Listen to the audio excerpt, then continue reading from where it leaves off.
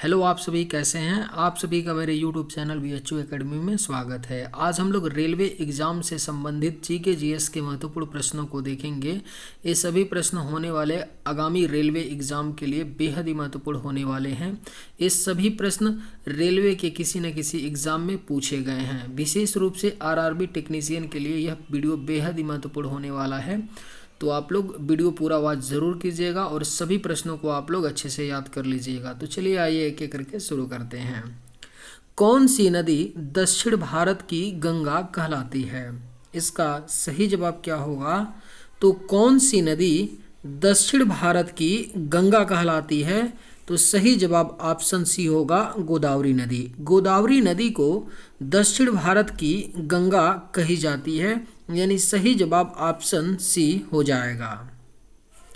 किस दिन को विश्व पृथ्वी दिवस मनाया जाता है? बेहद ही महत्वपूर्ण प्रश्न है। किस दिन को विश्व पृथ्वी दिवस मनाया जाता है? इसका सही जवाब क्या होगा? तो ऑप्शन सी 22 अप्रैल को। 22 अप्रैल को हर साल विश्व पृथ्वी दिवस मनाया जाता है, यानी करेक्ट आंसर ऑप्शन सी हो जाएगा। भारत का सबसे बड़ा गुरुद्वारा कौन सा है? इसका राइट आंसर क्या होगा? तो भारत का सबसे बड़ा गुरुद्वारा जो है यह आपका स्वर्ण मंदिर है, यानी सही जवाब क्या होगा? ऑप्शन ए हो जाएगा।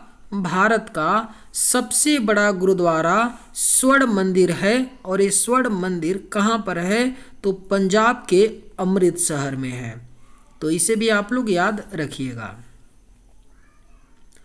भारत में हर वर्ष पीर बुधान का मेला कहाँ लगता है?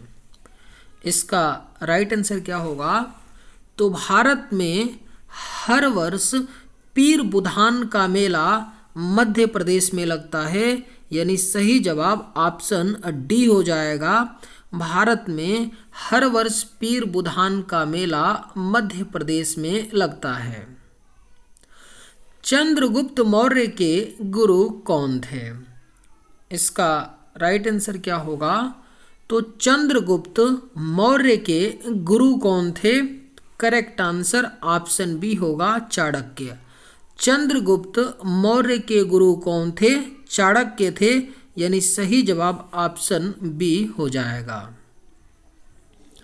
बिहार का शोक किस नदी को कहते हैं? इसका राइट आंसर क्या होगा? तो बिहार का शोक किसे कहते हैं? तो सही जवाब ऑप्शन सी होगा, कोसी। कोसी नदी को बिहार का शोक कहा जाता है। सही जवाब ऑप्शन सी हो जाएगा। साइमन कमीशन पटना कब आया था? इसका राइट आंसर क्या होगा? तो साइमन कमीशन पटना आया था 12 दिसंबर 1928 ईस्वी में, यानी सही जवाब ऑप्शन सी होगा। साइमन कमीशन पटना 12 दिसंबर 1928 को आया था। बिहार बंगाल से कब अलग हुआ था? अगर आप लोगों को ये वीडियो पसंद आए तो एक लाइक ज़रूर कीजिएगा, और अगर आप इस चैनल पर नए होंगे तो सब्सक्राइब भी कर लीजिएगा। बिहार बंगाल से कब अलग हुआ था? इसका सही जवाब क्या होगा? तो ऑप्शन बी 1912 में। 1912 ईस्वी में बिहार बंगाल से अलग हुआ था, यानी सही जवाब ऑप्शन बी हो जाएगा। पटना संग्रहालय की स्थापना कब हुई थी? इसका राइट आंसर क्या होगा? तो पटना संग्रहालय की स्थापना 1917 में हुई थी, यानी सही जवाब ऑप्शन सी हो जाएगा। पटना संग्रहालय की स्थापना 1917 में हुई थी। बिहार केसरी के नाम से किसे जाना जाता है? सही जवाब क्या होगा? तो बिहार केसरी के नाम से डॉक्टर श्री कृष्ण सिंह को जाना जाता है, यानी राइट आंसर ऑप्शन ए होगा। बिहार केसरी के नाम से डॉक्टर श्री कृष्ण सिंह को जाना जाता है। बिहार की संपूर्ण क्रांति की शुरुआत किसने की थी? आपके ऑप्शंस हैं छात्रों ने, वकीलों ने, किसानों ने, जमींदारों ने। इसका सही जवाब क्या होगा? तो बिहार की संपूर्ण क्रांति की शुरुआत छात्रों ने की थी, यानी राइट आंसर ऑप्शन ए हो जाएगा। बिहार की संपूर्ण क्रांति की शुरुआत छात्रों ने की थी। संपूर्ण क्रांति का नेतृत्व किसने किया था? इसका सही जवाब क्या होगा? तो संपूर्ण क्रांति का नेतृत्व जयप्रकाश नारायण ने किया था।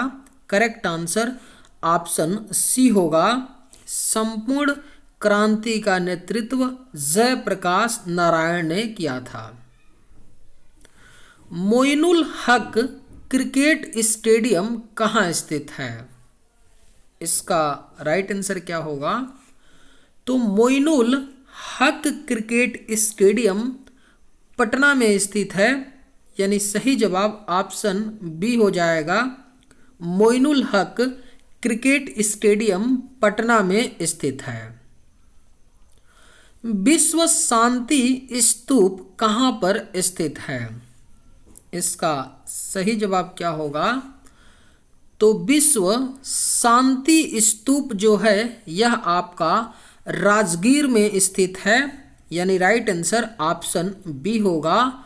विश्व शांति स्तूप राजगीर में स्थित है। बिहार का पहला अंग्रेजी अखबार कौन सा था? इसका राइट आंसर क्या होगा? तो बिहार का पहला अंग्रेजी अखबार द बिहार हेराल्ड था, यानी राइट आंसर क्या होगा? ऑप्शन सी हो जाएगा। बिहार का पहला अंग्रेजी अखबार द बिहार हेराल्ड था। भीम बांध वन्यजीव अभयारण्य बिहार के किस जिले में है? इसका सही जवाब क्या होगा? तो भीम बांध वन्यजीव अभयारण्य यह बिहार के मुंगेर जिले में है, यानी राइट आंसर ऑप्शन सी होगा। भीम बांध वन्यजीव अभयारण्य बिहार के मुंगेर जिले में है।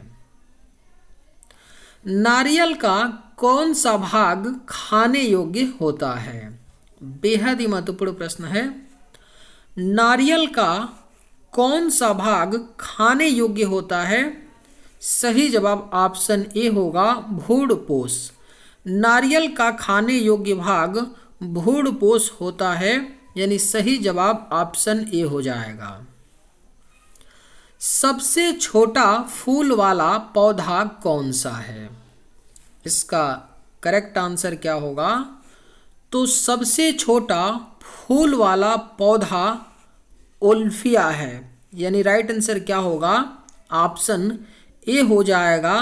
सबसे छोटा फूल वाला पौधा ओल्फिया है। सौर विकिरण किसके द्वारा मापा जाता है? इसका राइट आंसर क्या होगा? तो सौर विकिरण को मापा जाता है पायरोमीटर के द्वारा। राइट आंसर क्या होगा? तो ऑप्शन सी हो जाएगा। सौर विकिरण को पायरोमीटर के द्वारा मापा जाता है। कीड़ों के अध्ययन को क्या कहते हैं? इसका राइट आंसर क्या होगा? तो कीड़ों के अध्ययन को एंटोमोलॉजी कहते हैं, यानी राइट आंसर ऑप्शन ए हो जाएगा। कीड़ों के अध्ययन को एंटोमोलॉजी कहते हैं। जीन परिवर्तन किसमें होता है? आपके ऑप्शंस हैं डीएनए, आरएनए, राइबोसोम, क्रोमोसोम। सही जवाब क्या होगा? तो जीन परिवर्तन किसमें होता है? तो करेक्ट आंसर ऑप्शन ए होगा, डीएनए में। जीन परिवर्तन डीएनए में होता है, यानी राइट आंसर ऑप्शन ए होगा। प्रोटीन के निर्माण में आधारभूत इकाई होती है। बेहद ही महत्वपूर्ण प्रश्न है, स्टार मार्क कर लीजिए, पूछा जा सकता है। प्रोटीन के निर्माण में आधारभूत इकाई होती है। सही जवाब क्या होगा? तो ऑप्शन सी अमीनो अम्ल। प्रोटीन के निर्माण में आधारभूत इकाई अमीनो अम्ल होती है। जड़त्व का नियम सर्वप्रथम किसने दिया था? सही जवाब क्या होगा? तो जड़त्व का नियम सर्वप्रथम न्यूटन ने दिया था, यानी करेक्ट आंसर ऑप्शन ए होगा। जड़त्व का नियम सर्वप्रथम न्यूटन ने दिया था। शरीर के किस भाग में पीत रस का उत्पादन होता है? इसका राइट आंसर क्या होगा? तो शरीर के किस भाग में पीत रस का उत्पादन होता है? तो सही जवाब ऑप्शन ए होगा, यकृत में। यकृत में पीत रस का उत्पादन होता है। कलाई की हड्डियों को किस नाम से जाना जाता है? इसका करेक्ट आंसर क्या होगा? तो कलाई की हड्डियों को कार्पेल के नाम से जाना जाता है, यानी सही जवाब ऑप्शन डी हो जाएगा। कलाई की हड्डियों को कार्पेल के नाम से जाना जाता है। यूरिया का निर्माण किस अंग में होता है? सही जवाब क्या होगा? तो यूरिया का निर्माण यकृत में होता है, यानी लीवर यकृत में होता है यूरिया का निर्माण। सही जवाब ऑप्शन बी हो जाएगा। हीरा एक किसका अपरूप है? इसका राइट आंसर क्या होगा? तो हीरा एक किसका अपरूप होता है? तो कार्बन का होता है, यानी राइट आंसर ऑप्शन डी हो जाएगा। हीरा कार्बन का एक अपरूप होता है। एंजाइम मुख्य रूप से किससे बनते हैं? इसका सही जवाब क्या होगा? तो एंजाइम मुख्य रूप से प्रोटीन से बनते हैं। करेक्ट आंसर ऑप्शन सी होगा। एंजाइम मुख्य रूप से प्रोटीन से बनते हैं। तंत्रिका तंत्र की मूल इकाई क्या है? इसका राइट आंसर क्या होगा? तो तंत्रिका तंत्र की मूल इकाई न्यूरॉन होता है, यानी राइट आंसर ऑप्शन ए होगा। तंत्रिका तंत्र की मूल इकाई न्यूरॉन होती है। मानव शरीर की सबसे छोटी ग्रंथि कौन सी है? इसका राइट आंसर क्या होगा? तो मानव शरीर की सबसे छोटी ग्रंथि पीयूष ग्रंथि होती है, यानी सही जवाब ऑप्शन बी होगा। पीयूष ग्रंथि मानव शरीर की सबसे छोटी ग्रंथि है। मानव शरीर में विटामिन ए कहाँ संचित रहता है? बेहद ही महत्वपूर्ण प्रश्न है। मानव शरीर में विटामिन ए यकृत में संचित रहता है, यानी राइट आंसर क्या होगा? ऑप्शन ए होगा। मानव शरीर में विटामिन ए यकृत में संचित रहता है। निषेचन की क्रिया किस अंग में संपन्न होती है? इसका राइट आंसर क्या होगा? तो निषेचन की क्रिया अंडवाहिनी में संपन्न होती है। सही जवाब ऑप्शन सी होगा। निषेचन की क्रिया अंडवाहिनी में संपन्न होती है। किस अंग को मानव शरीर का रक्त बैंक कहा जाता है? राइट आंसर क्या होगा? तो किस अंग को मानव शरीर का रक्त बैंक कहा जाता है? तो सही जवाब ऑप्शन बी होगा, प्लीहा। प्लीहा को शरीर का रक्त बैंक कहा जाता है। लाल रक्त कणिकाएं कहाँ बनती हैं? इसका सही जवाब क्या होगा? तो लाल रक्त कणिकाओं का निर्माण अस्थि मज्जा में होता है, यानी राइट आंसर ऑप्शन डी होगा। लाल रक्त कणिकाएं अस्थि मज्जा में बनती हैं। पौधों में लचीलेपन का गुण किस ऊतक के कारण होता है? बेहद ही महत्वपूर्ण प्रश्न है। पौधों में लचीलेपन का गुण किस ऊतक के कारण होता है? तो कोलेनकाइमा ऊतक के कारण पौधों में लचीलेपन का गुण होता है, यानी सही जवाब ऑप्शन बी हो जाएगा।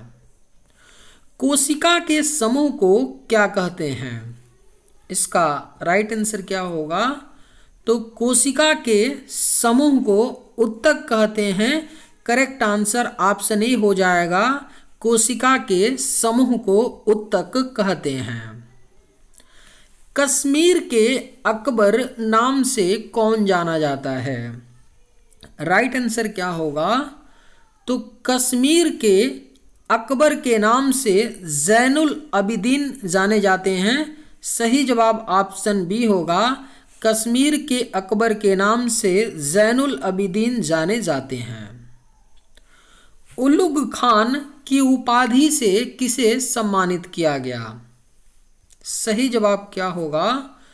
तो उलुग खान की उपाधि से बलबन को सम्मानित किया गया, यानी राइट आंसर ऑप्शन ए होगा, उलुग खान की उपाधि से बलबन को सम्मानित किया गया। वारकरी संप्रदाय के प्रवर्तक कौन थे? सही जवाब क्या होगा? तो वारकरी संप्रदाय के प्रवर्तक एकनाथ थे, यानी राइट आंसर ऑप्शन बी होगा, वारकरी संप्रदाय के प्रवर्तक एकनाथ थे। हड़प्पा के लोग प्रयोग करना नहीं जानते थे। सही जवाब क्या होगा? तो हड़प्पा के लोग लोहे का प्रयोग करना नहीं जानते थे। राइट आंसर ऑप्शन सी हो जाएगा। चलिए आज के वीडियो में बस इतना ही। अगर आप लोगों को ये वीडियो पसंद है तो एक लाइक ज़रूर कीजिएगा। थैंक्स।